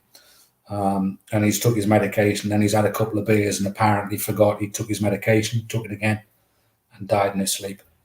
Oh, so sad. I'm really sorry, guys. Get some love in the chat, please. Sad, really sad. I'm sorry about that. You were very close. Let's move to just a bit about what's the longest time you spent in the Clough household. I mean, how long were you there for? Because you seem to be sort of a few weeks before or after I moved down. Either. What's so before it was 5 weeks. That was the 6 weeks holiday. But then obviously when I've moved in there, so when we've come back down from Scotland, basically Brian's dropped me off at Scotch Corner. And I couldn't face it. I mean, I just couldn't face going back. You know, it was the same shit. It was the same abuse. Our electricity was cut off. My dad had been arrested for headbutting his supervisor and shoplifting. And I couldn't face going back. So, like, they got to a service station about probably an hour and a half from Scotch Corner. And the lads have got off just to have a wee and maybe buy a can of pop or whatever. So, I've run away. I'm like, right, that's it. You know, I'm not going back to Sunderland. I've run away. And obviously they're looking for me. Couldn't find me for like 20 minutes. Gary Parker's eventually found me round the back at the toilets. And he's like, look, what you doing? And I'm saying, Parks, I just can't go home. I'd rather run away. And Parks is like, listen, son, you know, you need to tell the gaffer what's going on. You can't just run away. That's not going to work. So you need to man up and go and tell the gaffer. So I got up back on the bus, and Brian obviously asked me what had happened, and I started explaining some of the stuff, not all of it, but just started explaining some of the stuff that was happening, some of the stuff that I'd been through. You didn't know before that? You never told him anything before that? No. I mean, he knew we weren't normal. You know, he knew we were poor, but he had no idea of what we were going through as kids. And he just said, look, I'm not having that. That's like, it's not acceptable. I don't know what we're going to do with you. But you're not getting off this bus today. You can come back down with us, stay for another few days while we work out what to do. And obviously take me back to Quarndon. This is something I've never talked about. By the time I got back to Quarndon, because I fell asleep, I was crying, I fell asleep. By the time I got back to Quarndon, I'd almost forgotten about that conversation. Like I'd forgotten that I'd told him, and it was just like boom, just like normal. And again, it was only when I started writing the book that I remembered how it happened. Because to everybody who asks me and stuff like that, I'm like, Brian invited me down to live with him. He invited me down to either play football or blah blah blah blah blah. But the truth is, you know, he did it because of what was going on. So we got back to Quarndon. The next morning, he sent me out pretty early to take Del the dog for a walk. Because him, Simon and Nigel are having a meeting to decide what to do with me. And I've got 50 yards down the drive. I didn't even get out of the gate. And he's just shouted me back. He's gone, Riggy, come back, son. No need to take the dog for a walk. We've decided you're moving down with us. Wow. And that was the start of that. Wow. See, nobody knows this side of Brian Clough. It's just amazing to hear. Not just The him, whole but family, you know. yeah, you know, for them, I mean, they'd already accepted us into the house anyway. You know, we never ever felt that we weren't accepted, but for them to allow me to actually go and be part of the life, you know, Nigel's 20, still just about living at home. Elizabeth's 19. Simon's like 22, 23, something like that, you know, more established. But Mrs. Clough as well, you know, who's already raised kids, is now accepting a scruffy little teenager to come into her house and have to do all that work again. It was just beautiful. You don't realise at the time how beautiful, you know, but when you take a step back and you're a little bit older and you appreciate it, just an incredible gesture. He had a nickname for you, didn't he, Brian Clough? He did. He had to. The first one was shithouse has got to be one, hasn't it? No, he never called me that actually. For like a couple of times he called me Sunderland. He called me like, you know, Big Ed or stuff like that. But he used to call me Ronnie Rinaldi after the whistling singer, because whenever we walked around the cricket ground, if I was nervous, I would whistle. And he's like, bloody hell, you're not Ronnie Rinaldi. Stop whistling, start singing. And then I'd sing, and he's like, oh Jesus Christ, whistle. Like, your voice is terrible. But the one that really, really stuck was Rigor Mortis. He used to call me Rigger. And that was because when, again, the second or third time we were there, I'm in the posh lounge. Aaron's out doing the garden or whatever he's doing, like sucking up. I'm watching Abbott and Costello and eating chocolate. But I'm on Brian's favourite chair, which is a recliner. And I've got my feet up, I've got the remote and blah, blah, blah, blah, blah. And Brian walks in, he's like, what are you doing? You know, your boy's outside doing the gardening and sweeping the leaves. You lazy little bugger, what are you doing? And I'm like, I'm watching the telly. And he's like, son, Jesus Christ. He said, am I going to have to get a crane to come and get you out of that chair? So you were obviously like this on his seat. Yeah. And he said, it looks like you got rigor mortis. It's like rigor mortis has set in, you're that bloody stiff. So he used to call me rigor mortis because I was lazy. Brilliant. Absolutely brilliant. You're obviously close to the kids as well, and particularly Simon, I believe. You ended up working in Simon's business, didn't you? Yes. When you talk about that, are you comfortable talking about that whole? I mean, I have to because it's in the book. Okay. So I wouldn't say I was closer to Simon than Nigel for a long, long time until I started really going to work. Because, like I say, Nigel lived at home. The closeness with Simon was because I played football for his team, AC Hunters. But also, typically, I'd see him every day after work for a couple of hours at the newsagents. But then when I started going to work at the newsagents, me and him used to go to games together. Mrs. Clough would make us a packed lunch, and then we'd set off driving wherever we were going to go. And obviously, I've started working for Simon. Absolutely just brilliant. You know, I'm still living at Corndon. I have like a 3-month spell where I'm in digs because Brian was trying to get me to be a little bit more independent. Then after 3 months, I moved back. Then I had another 3 months where I was living with a, what would you call it, just a landlady. So I was like a lodger. But while I was there, I was still spending like 4 or 5 days a week at Corndon. And Brian's like, it's bloody nuts, you know, I'm paying this rent for you, and yet you're still here, so you might as well move back. So Simon would come and get me from Mickleover every day, take me to the shop. I'd probably a year of that with just no issues at all, you know. And I don't want this to sound like a cop out because I accept full responsibility for it. I have to, you know. I'm not like trying to put blame elsewhere. But I invited my mates to come down and live with me. They were coming down really regularly anyway, you know, going to games, the same kind of thing. I mean, Brian trapped my mates like he trapped me. So again, 3 lads from Southwood who've never been anywhere suddenly, you know, going to games and getting tickets and getting tracksuits and things like that off me. Every time they came down to stay, they'd go back to Sunderland with a new wardrobe because I had so much sports gear.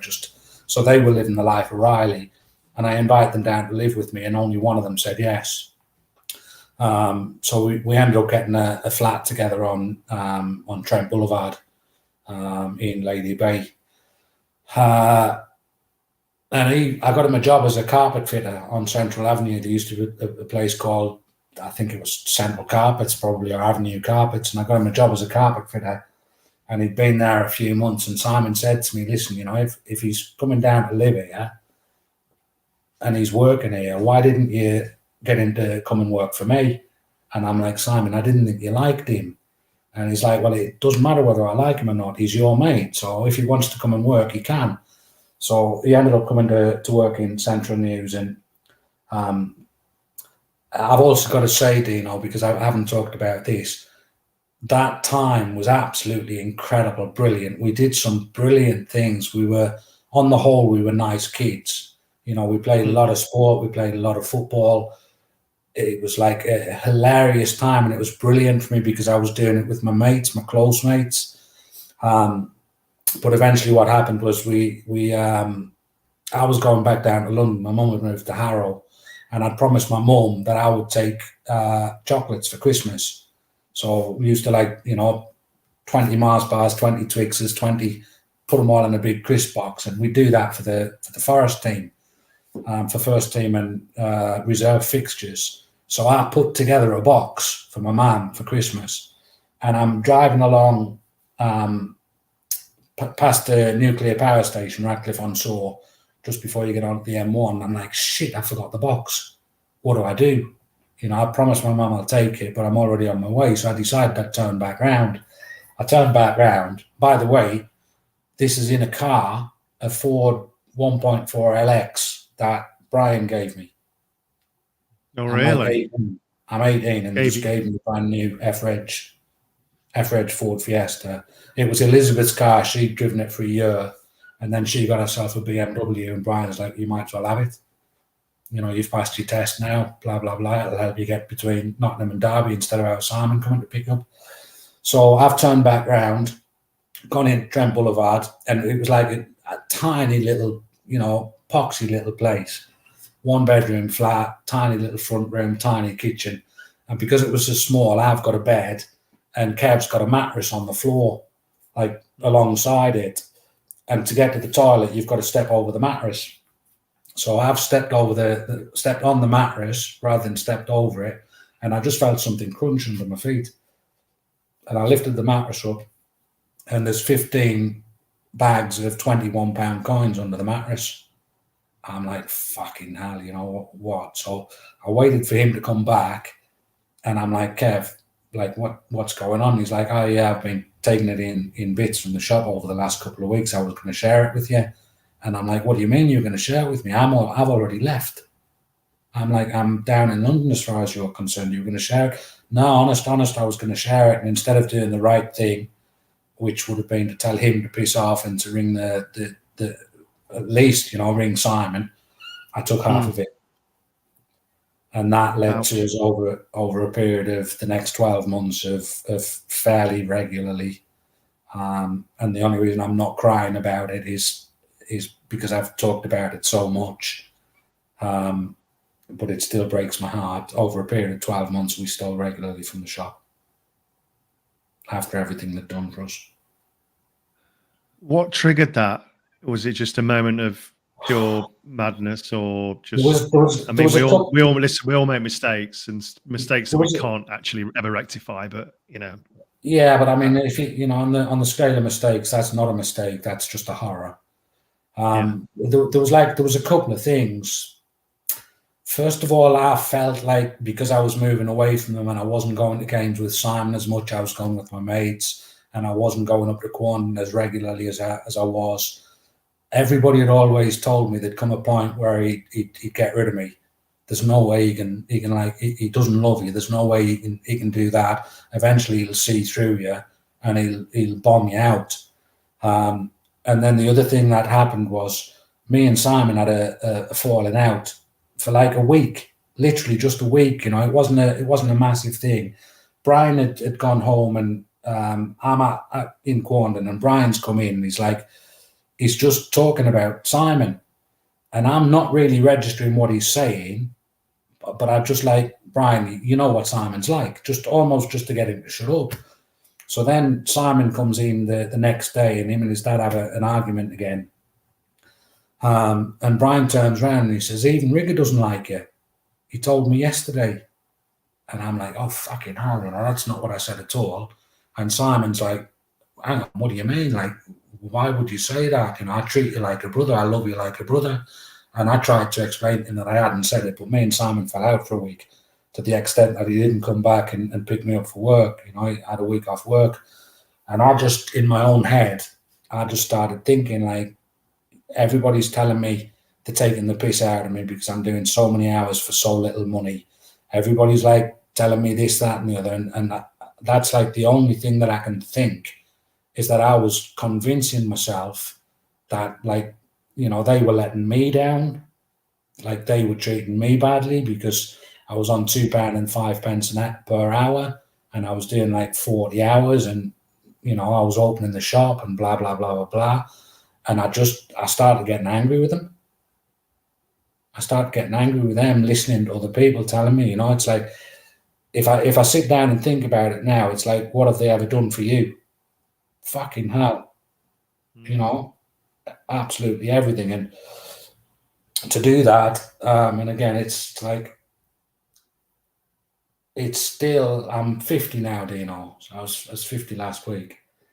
There isn't, honestly, more than 2 days go by where I'm not heartbroken and not sitting down thinking, first of all, how could you do it? But secondly, like, what kind of person are you? Because I think I've developed into a nice character, but then there's always that thing at the back of my mind, whereas who am I really? Am I the person that I think I am, or am I that scruffy little, scared little, shitty little person from Southwick who did what he did? And I've never ever been able to, and I won't. People have told me, the family have told me to forgive myself. It's not even that. So how did they find out? What happened? Well, that obviously, it got to the stage where it must have just been too much. I would imagine it's like end of year accounts or something like that, where they've looked at the profits and they've tweaked what's going on. Simon and Nigel came to me like a couple of weeks before and said, look, there's something going on. We're not exactly sure what it is, but what we want you to do is take a week off work, think about think about where your loyalties lie and where your bread's buttered, and we pay you for that week off, but we want you to take a week off. And I got really angry with him. I'm like, what are you talking about? There's nothing going on. Instead of like just, fronting up and saying. So eventually what happened was Simon came to us probably like November, December time. This is a few months after Brian's retired. Came to us November, December time and said, listen, lads, I'm really sorry, but there's no more work for you because I'm selling the shop. Didn't say anything about the thieving, didn't say anything about that. Gave us 800 quid each to move out.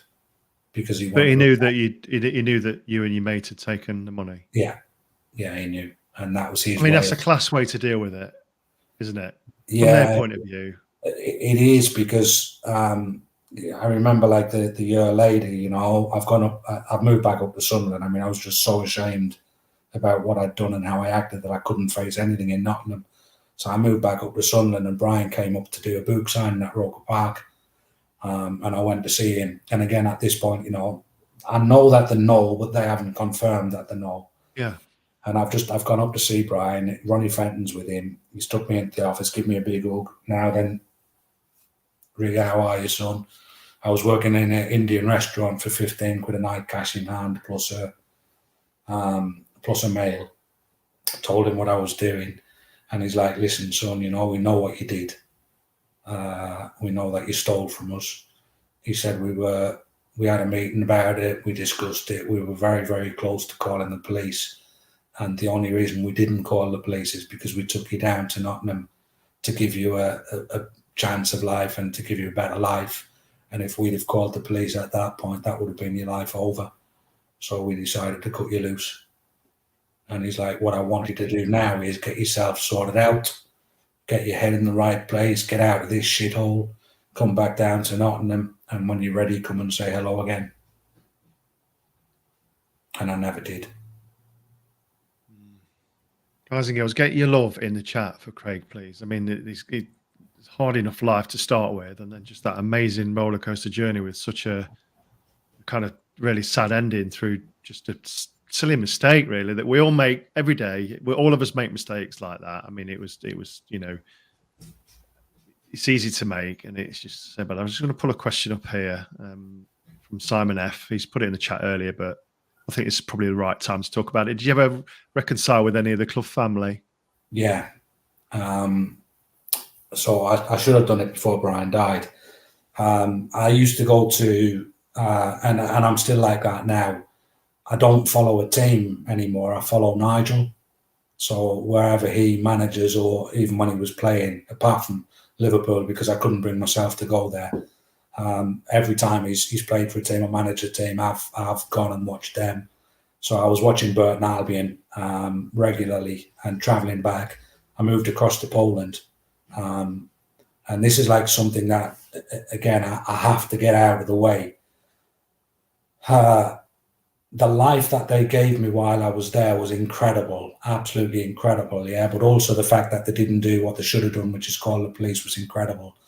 But the life that I've had since then, Dino, because of them, you know, the confidence they gave me. Brian always used to say to me, you can do anything you want, you can be anything you want, you're brilliant, you can talk for England, you're sensational at this, that, and the other. And I eventually straightened myself out. So I moved to Poland. Went to work as a managing director of a major executive search company out there. And then I had my own business, which was really successful. So I travelled back from Poland to watch Burton games.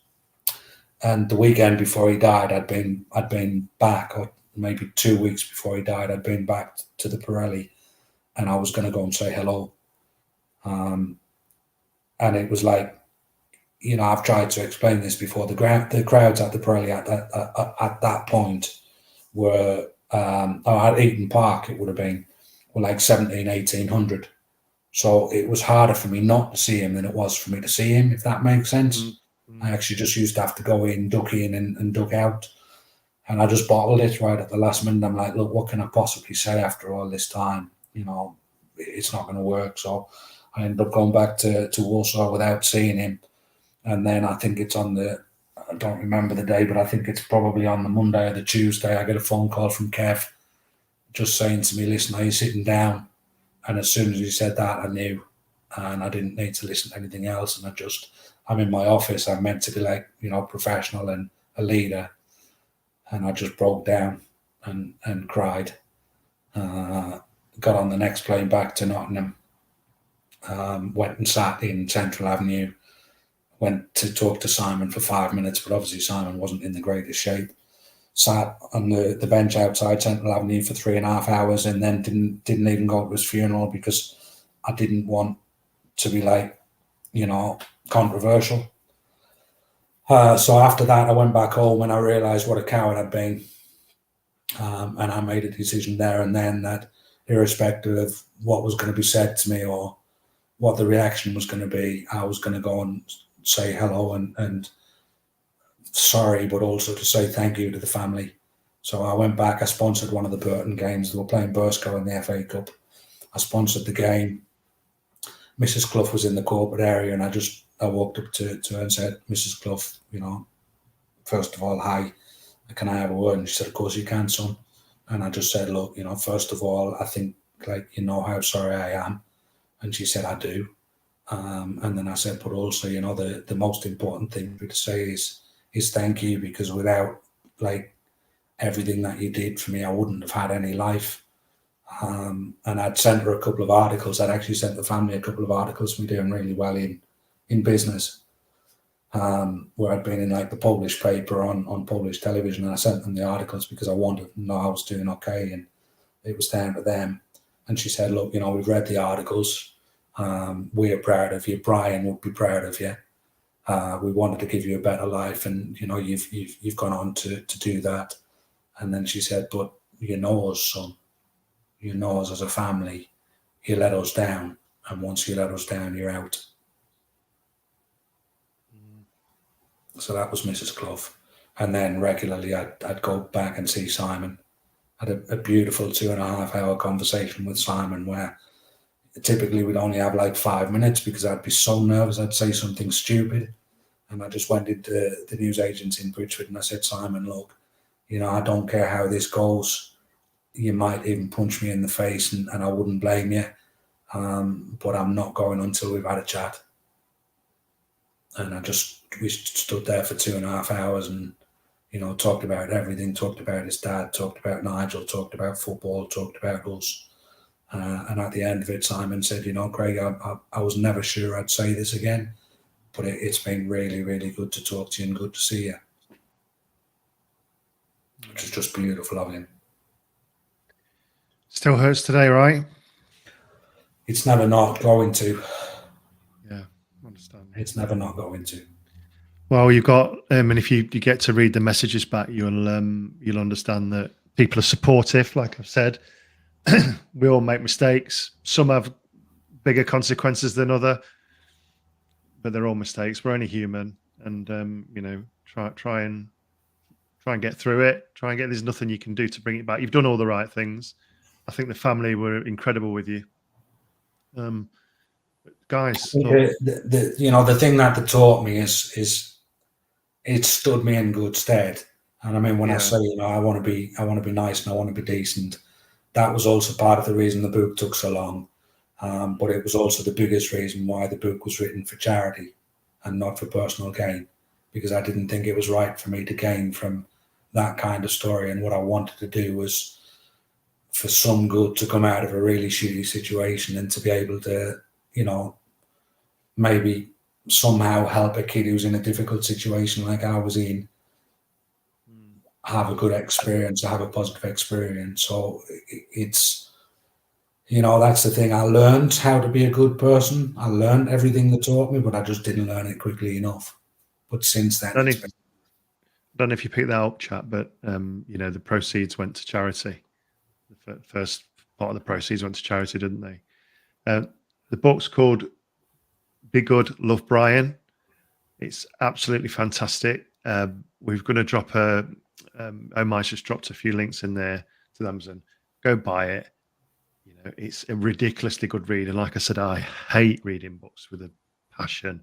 This, as you can tell from, I mean, this is just a fraction of what's in here that we've gone through today. I'm going to end on a more positive and funny note, if that's okay, because I'm feeling a bit, and I think some of the chat are crying as well by the look of it. Tell me about Roy Keane. He's got a bit of a strange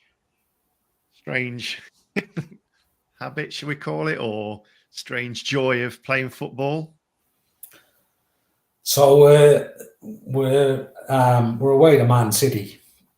At Main Road it is then, and I can't even remember the result. I think they did us. I think we got done badly that day, and it's just a weird day, you know. Piercy's playing left back. Somebody's rolled a ball out to him, and he's gone to control it, but it's rolled under his foot and gone out for a throw in. And Piercy's absolutely launched into the linesman, blaming the linesman for making him lose his concentration. So it's weird when we get back on the bus because Piercy's still trying to blame the linesman. And the lads are like, fucking hell, Skippy. And I'll just admit it was shit. It was a shit touch. It was your fault. Stop blaming the linesman. So the mood's not fantastic. We're playing cards. And sometimes I'd get like in the top hearts table, which typically was like Piercy, Des, you know, Webby when he was there and one other. But then the second hearts table was Nige, Lawsy, Gary Crosby, and typically Gary Parker. But if one of them wasn't there, I'd get in the second table. Roy's a couple of seats behind. He's just poked his head through the corner. He's like, lads, he said, I've got to ask like a question. And the lads are like, all right, go on, Roy. And he said, look, he said, it sounds daft, but he said, when you're playing, when you're running, he said, do you ever like just get a semi on when you're playing? And the lads are like, what the fuck, Roy? Like, fucking hell, Roy, of course not. And Keeney's like, I can't explain it. He said, I was running today. He said, we hadn't scored. All we'd done is got a corner. He said, I look down and I've got a massive lob on. And the player's like, fucking hell, Roy, man, what the fuck are you talking about? Like, blah, blah, blah, blah, blah, absolutely slating him, slaughtering him. And I'm trying to, like, you know, I'm one of these who sticks up for the underdog. So it's settled down, it's died down. And I've gone to Roy. I said, Roy, look, mate, you know, don't worry about it. I said, sometimes, I said, I get like a semi-on all the time. I said, I sometimes get one when I'm just sitting on the bus. And Keeney's turned around, he's going, what the fucking hell are you telling me that for? He said, you've got one now, haven't you? He said, you're sitting there with a hard on now, aren't you? Hey, lads, this... And I'm like, oh, Jesus Christ, Roy, thanks very much for that. I'm trying to stick up for you, and you end up slating me. So, yeah, Roy got a semi-on for winning the corner at Manchester City. I wonder if he gets one when he does TV now. Can you imagine? It's like it's difficult to say, like, you know, it's because obviously it's a cliche to say he's passionate. Yeah. But I mean, I swear to God, I've never seen a player who had that much desire and will to win, even at that age, even at like 19 years old. Yeah. He just, like, you know, the second he stepped onto a pitch, he didn't want to lose anything. He was unbelievable. But to get a start on when you're playing during the game's a little bit weird. And the other thing is the lads are like, Roy, you say you had a massive lob on. No one even noticed. So obviously Roy's like bragging about having a bulge in his shorts, and the lads are like, Forest also used to get one by watching Roy. Right, I do want to wrap it up because we've spent quite a lot of time with you. I really appreciate your time, guys. What an amazing guest. Can we just take a few questions, if that's okay, Craig, from the chat, sure, because they've been patient? Do you want to drop some questions in, Omai? Okay, so Kevin Cannon, what would Cloughy think of the invasion of all these foreign players into the Forest squad and the outrageous weekly wages? Thank you, Kevin. I think he'd struggle with it, Kevin. You know, I don't know what area you're from, pal, but, you know, if you think about like late 80s, early 90s, for us, it was, if we got a Scandinavian, you know, Toddy Orlickson or Cheddar Oswald. I think the most like exotic player we ever signed was Robert Rosario. Oh my God, everybody thought he was Italian. Yeah. But then the other side of this is, look, you know, like the squad today, I don't watch them as much as I used to, but I'll always love Forest, so I'll keep an eye on them. Who would have thought you'd have been signing players like Danilo and Scarpa and in the squad? I know. So I mean, we do have short memories a little bit because it's phenomenal. The transformation is phenomenal, and the excitement that comes with that. It's like that, you know. We all get a little bit excited when we sign a foreign superstar still. Yeah. But I mean, they're signing some real quality. So I think Brian would struggle with it. But then there's also like other people who've said he would be a dinosaur in today's game. Of course he wouldn't, because he's a genius. He would adapt. He would adapt to it. He'd hate the wages unless he was getting it. He hated agents as well, didn't he? Yeah. He hated agents. Yeah, but that I don't think that's changed. I think agents are still the same today. You know, you get the odd decent one, and I know a few actually. There are a few very, very decent agents, but the majority of them are not always in it, even for the player. You know, it's about what they can get out of it, and their interests sometimes pique the interest of a player. So there are certain things that he'd struggle with, and one of them would be the amount of foreign players, purely because, you know, for 10 or 15 years, he built the squad, and we had a squad at Forest where, like I say, the only, you know, they're from Newcastle, Middlesbrough, Hull, Ireland, Scotland, Liverpool. London was like, you know, if we ever got a Cockney other than Piercy, I remember when Teddy came, everybody thought, it's like, Jesus Christ, we've signed a snobby Cockney. Martin Holmes asks, do you notice any similarities between Mr. Clough and Steve Cooper? Great question, Martin. No, but I think Cooper gets Forest more than any other manager I've ever seen before. And I'd even put Billy Davis in that. I didn't particularly like Billy Davis just because of his personality, but his achievements were brilliant.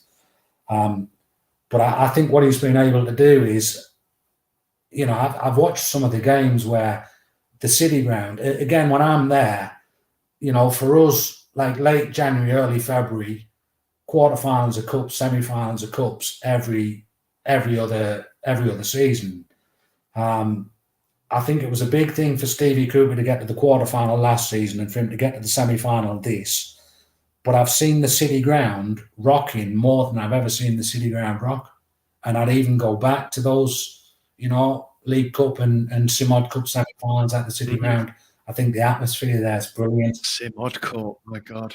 Zenith Data. Some of my happiest memories are in those two clubs. Yeah.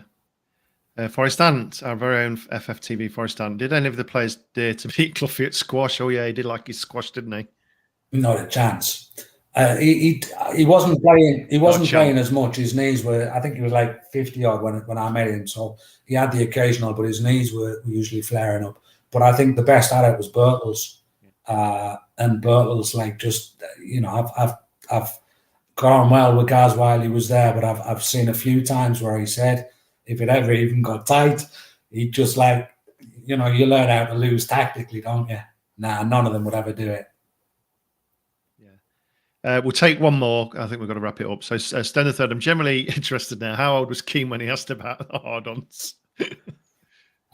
So, first of all, Stone the Third, I don't know if it's got anything to do with Stevie, but what a player he was, and also what a great lad.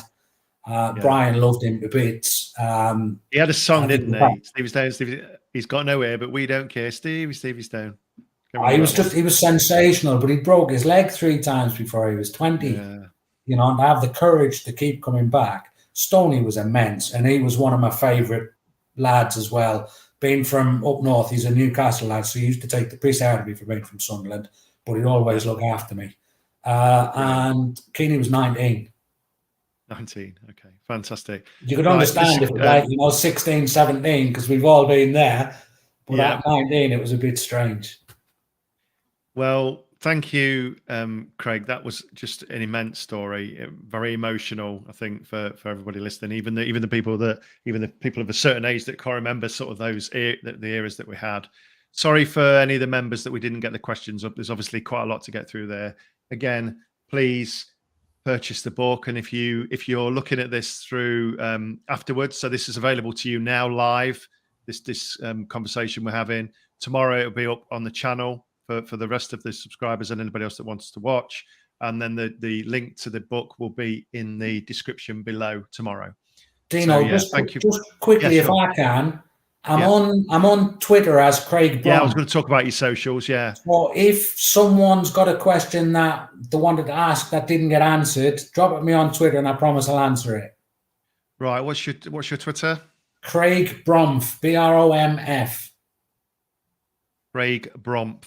Can you get that up in the chat? Oh my, please pin that for me. Even if it's a tough question, by the way, because I think, you know, it's been really, like, lovely of everybody to be sympathetic and stuff like that. There must be 1 or 2 people who are pissed off and thinking, Jesus Christ. I don't shirk it, you know. I've come to terms with, like, how bad it was and what I did. But if anybody wants to, like, you know, have a go at me or criticize me, I fully understand that. Sure, they won't. There's the link that's just gone to the chat there. Please follow Craig. He's an amazing individual, some great stories. Like I said, the book, he's not covered a fraction of the book, so there's plenty more to go there. So please get that. And thank you for watching. Remember to subscribe and like the video. He's been this guy's opened his heart up, so please like the video and follow the channel. And love you all, and we'll see you soon. Thank you, Craig. Pleasure. Thank you for having me. No worries.